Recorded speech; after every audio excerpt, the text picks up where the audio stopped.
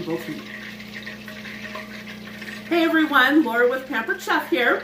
So Doug has requested chocolate, and if my husband requests something sweet, well, I gotta do it. So I found a recipe. You know, I really talk about brown butter, especially I made a recipe a few weeks ago, brown butter tortellini with spinach and ham. Anytime you brown your butter, it just enhances the flavor. Well, what is it? Browning butter is when you're cooking it past the melting point. It will evaporate the water and it leaves just the milk fat and the solids. So it just gives it a better flavor. So I'm going to show you where we're at. So this is the brownies. I'm going to show you how to make it. So right here, we're melting the butter. You'll see it's foaming and it's bubbling, okay? So we're at a point where it's starting to brown.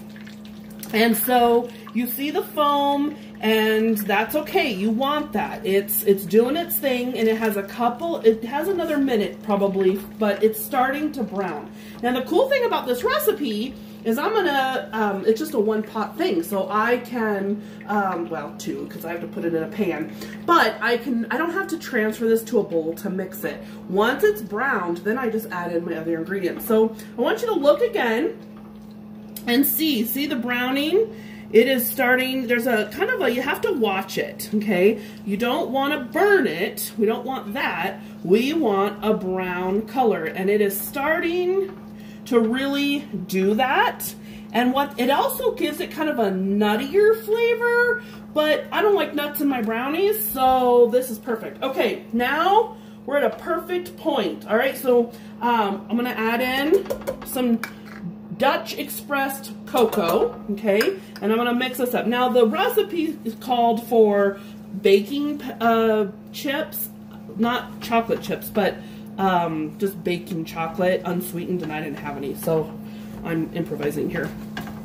So we're adding this, okay, and now I can turn this off because I don't need this anymore. And then I can add in the sugar. That's a lot of sugar. And so now we're gonna add in the eggs, and yes, I have everything pre-measured out. Now my eggs, this is our Dutch oven, the cast iron. Now because my eggs, they're from Rooted Gypsy, I get 3 dozen every 2 weeks. They're smaller. The recipe calls for 4 large eggs. My eggs are not large, so I added a 5th egg. The nice thing, you guys, if you have an electric stove, you won't want to keep it on your stove like this. I have a gas range, so it cools down. Okay, so now we're gonna add in our vanilla.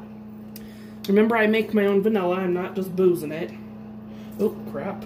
Well, that was redonkulous. Okay, but you know, vanilla's vanilla. That's the good stuff. So we're gonna add some salt. Seriously, who hasn't ever had a baking blender? Jeez, oh Pete. Okay, so now we're gonna add some more cocoa powder. And then we're mixing this in. Oh my gosh, this smells so good. Oh my god, I'm gonna be in a diabetic coma though with the amount of sugar. Okay, and then we just add our flour. But it is Friday, so I feel like anytime you survive another week with virtual school, regular school, the job, your spouse, kids, like, what do you celebrate? How do you celebrate? Well, I'm just saying chocolate is not like the worst thing we could do, right? Okay, so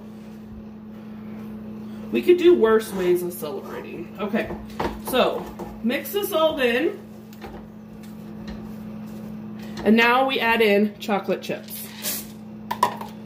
Now, what would you add to your brownies? I love a cream cheese frosting, but I'm just gonna keep it simple. My husband is a very simple man.